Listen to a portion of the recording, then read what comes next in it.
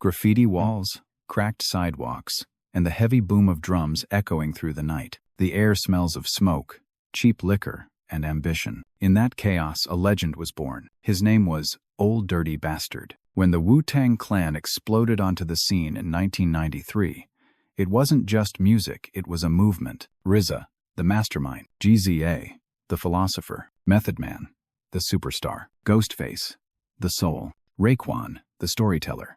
And right in the middle of all that genius stood a man no one could predict, contain, or ever forget: ODB. He didn't just rap, he lived his verses. He screamed them, laughed through them, cried in them. He was chaos with rhythm, a broken mirror reflecting truth, madness, and brilliance all at once. With his gold teeth flashing, hair wild, and one lens missing from his glasses, ODB walked on stage like a man who owned the world and might just burn it down for fun. Behind the madness was pain. Behind the laughter, a deep sadness. He grew up poor in Brooklyn, raised on gospel, rhythm, and raw survival. He wanted freedom, not fame. And in chasing it, he gave hip-hop something it had never seen before: pure, unfiltered honesty. One day, he pulled a child from beneath a burning car. The next, he stood on the Grammy stage in a brand new suit, shouting words that still echo decades later: Wu-Tang is for the children.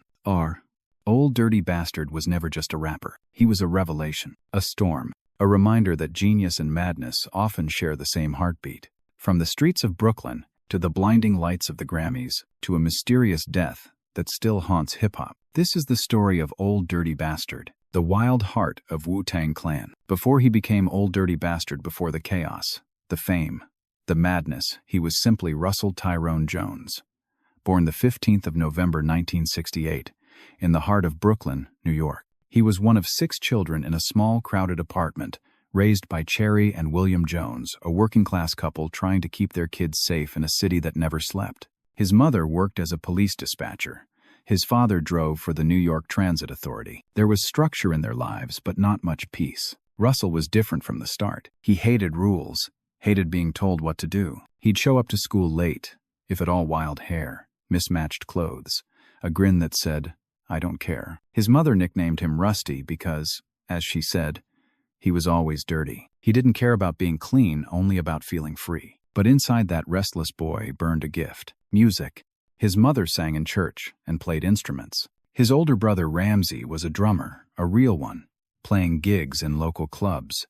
The Jones family didn't have much, but they had rhythm. Music poured through the walls of that Brooklyn home like water through cracks. By age 11, Russell was already performing, lying about his age just to get on stage. A local label even offered him a record deal, but his mother turned it down. "He's too young," she said. She wanted him in school. He wanted to be on stage. That moment became the first spark of rebellion, the moment when Rusty began turning into ODB. When his parents divorced, everything changed. The home broke apart, and Russell's world started spinning faster. He turned to the streets, to the sound of hip-hop, which was just being born in the late 70 seconds. He loved the rhythm, the rawness, the honesty, and soon, he was living it. He started breakdancing, beatboxing, and battling kids in the neighborhood for bragging rights. It wasn't long before family re-entered the picture, not his parents this time, but his 2 cousins, Robert Diggs, later known as RZA, and Gary Grice, later known as GZA.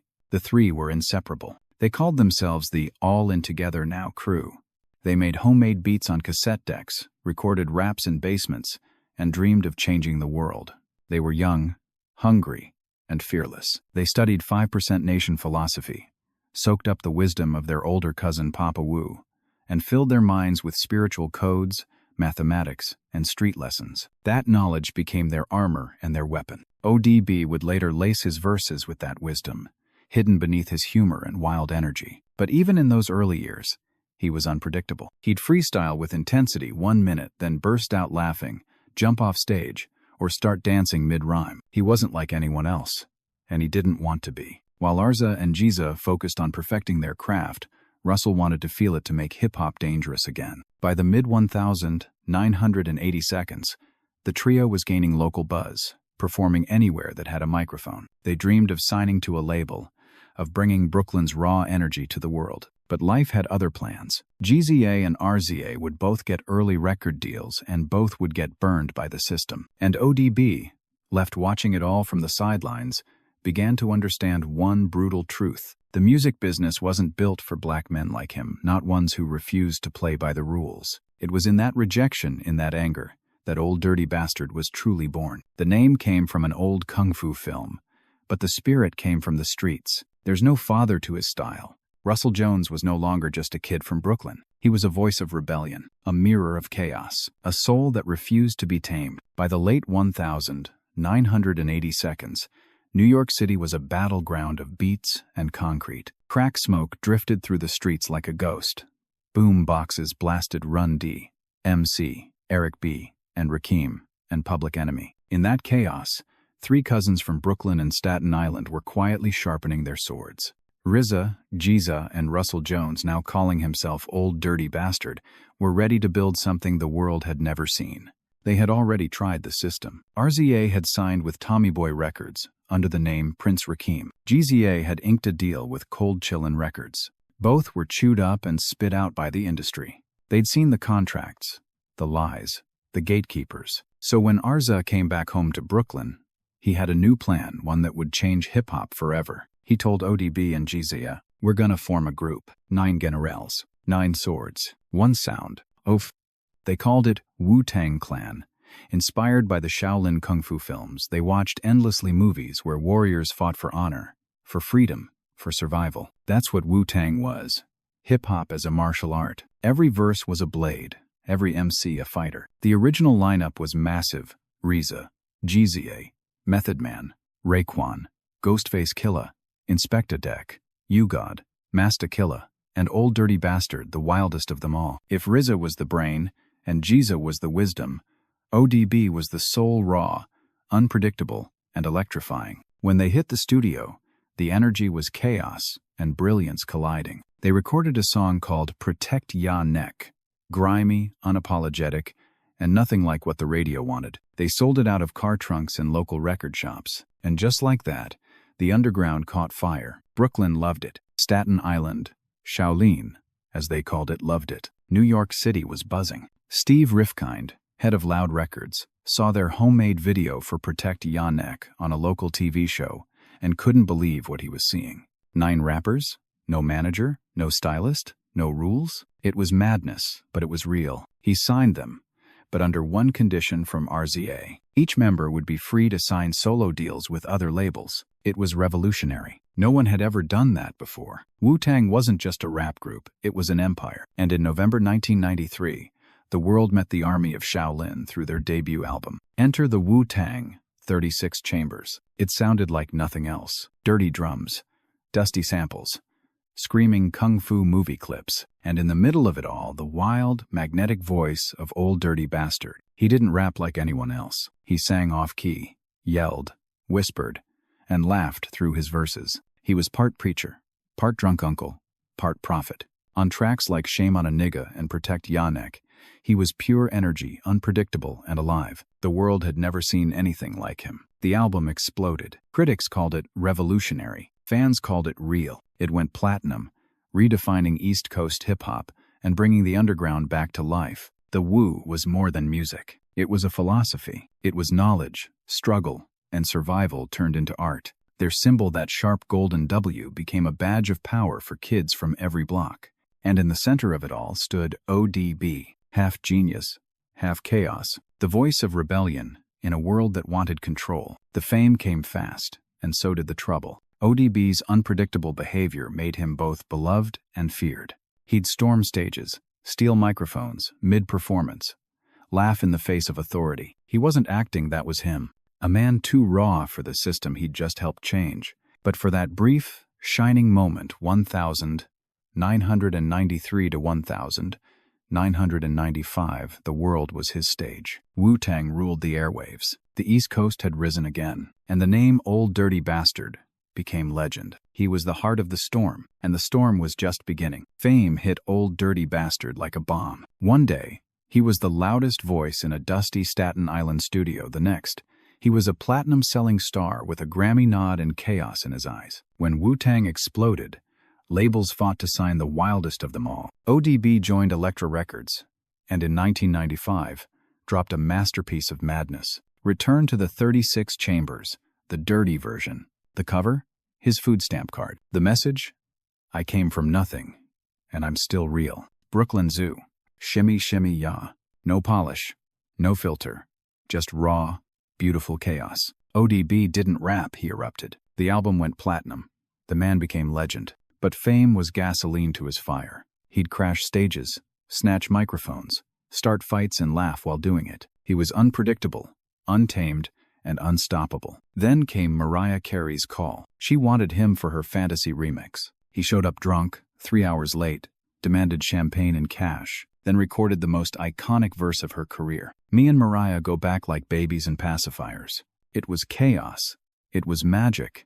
It was ODB. Soon, his name was everywhere for all the wrong reasons. Arrests, drug rumors, paranoia. He started talking about government plots, FBI agents, secret plans to silence rappers. People laughed. But behind those wild eyes, ODB was spiraling. Then came the Grammys. Wu-Tang lost. ODB stormed the stage and shouted, "Wu-Tang is for the children. Puffy is good, but Wu-Tang is the best." The crowd gasped. The cameras rolled. And a legend was born, part hero, part madman.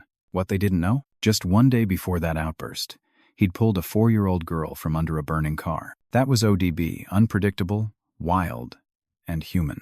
A man who could save a life one day and set the world on fire the next. He was a storm, brilliant, broken, unforgettable.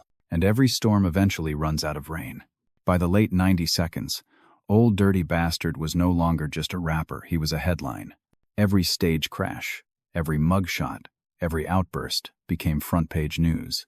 And behind the chaos, a man was breaking apart. Fame had turned into surveillance. ODB told interviewers that the FBI was watching him, that they wanted to erase rappers who spoke the truth just like Tupac and Biggie. Most people laughed, but the fear in his eyes said otherwise. In reality, the system was watching. By 1998, he'd been arrested multiple times for assault, for drugs, for wearing a bulletproof vest as a convicted felon. He'd been shot during a robbery in Brooklyn, drove himself to the hospital, then walked out before the doctors could treat him. He was running from everyone, the police, the labels, and maybe himself. When he was pulled over in 1999, police found 20 bags of crack cocaine in his car. That was the moment everything changed. No more music, no more freedom. They sentenced him to 2 to 4 years in prison. For ODB, it was the beginning of the end. In prison, the madness turned to silence. He was locked inside Clinton Correctional, a maximum security facility filled with killers and gangsters. He told family members that his life was in danger every day. He said guards beat him,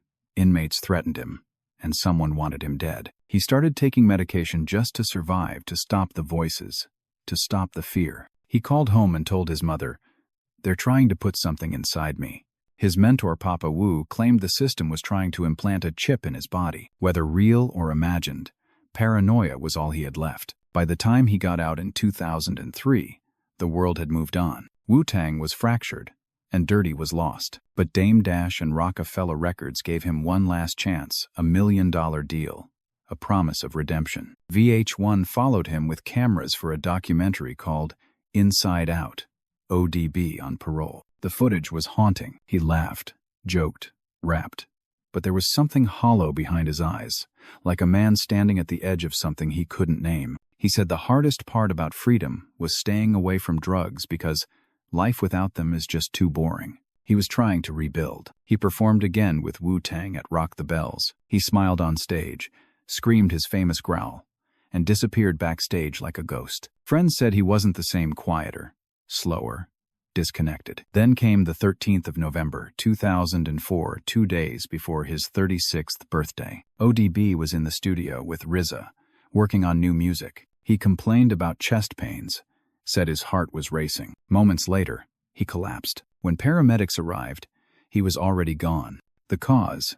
An accidental overdose of cocaine and tramadol. He died with a faint smile on his face. For the world, it was shocking. For those close to him, it wasn't. They'd watched the light fade for years. His mother said, "He wasn't crazy, he was misunderstood." His wife said his last wish was simple: "Make sure I get what's mine." Even in death, his estate became a war, royalties, rights, and the fight for his legacy. But legends never really die. Today, ODB lives in every wild verse, every broken rhythm, every artist who refuses to play by the rules. He was chaos and genius in one body, the sound of a man who could never be caged. Old Dirty Bastard was more than his madness. He was truth unfiltered, untamed, unforgettable. Even after his death, Old Dirty Bastard refused to fade away. You can still feel him in the bass lines, in the chaos, in the way a rapper dares to break the rules. ODB wasn't just part of hip-hop. He was hip-hop raw, unpredictable, and alive. He left behind no perfect image, no polished legacy. What he left was truth, and truth is never pretty. In an era when the industry demanded perfection, he gave them imperfection. When they wanted silence, he gave them madness. When they wanted a product, he gave them a soul. That's why his name still echoes through artists who color outside the lines, who rap offbeat, who live on their own terms. He paved the way for every eccentric, every misfit, every rebel with a mic. Without ODB, there would be no Young Thug, no Tyler, no Kanye as we know them. He taught the world that genius doesn't come with polish, it comes with pain. His son, Young Dirty Bastard, carries that fire, now performing his father's songs on tour, keeping the madness sacred. RZA still calls him the spirit of freedom in its purest form. And maybe that's what ODB always was, freedom personified. He wasn't a villain. He wasn't a saint. He was the voice of every broken dreamer who refused to bow down. The man who stood on a Grammy stage and shouted, "Wu-Tang is for the children." That was never just a line. It was a prophecy, because decades later, the children are still listening. They study his verses, his interviews, his laughter, trying to understand a man who could make you laugh, cry, and question everything in the same breath. Old Dirty Bastard didn't die in that studio. He just transformed into myth, into music, into memory. His story reminds us that even in chaos, there's beauty. Even in madness, there's meaning. Because dignity doesn't need applause, and real art, the kind that shakes your soul, never dies. Rest in power, Old Dirty Bastard. The world wasn't ready for you, but hip-hop will never forget you.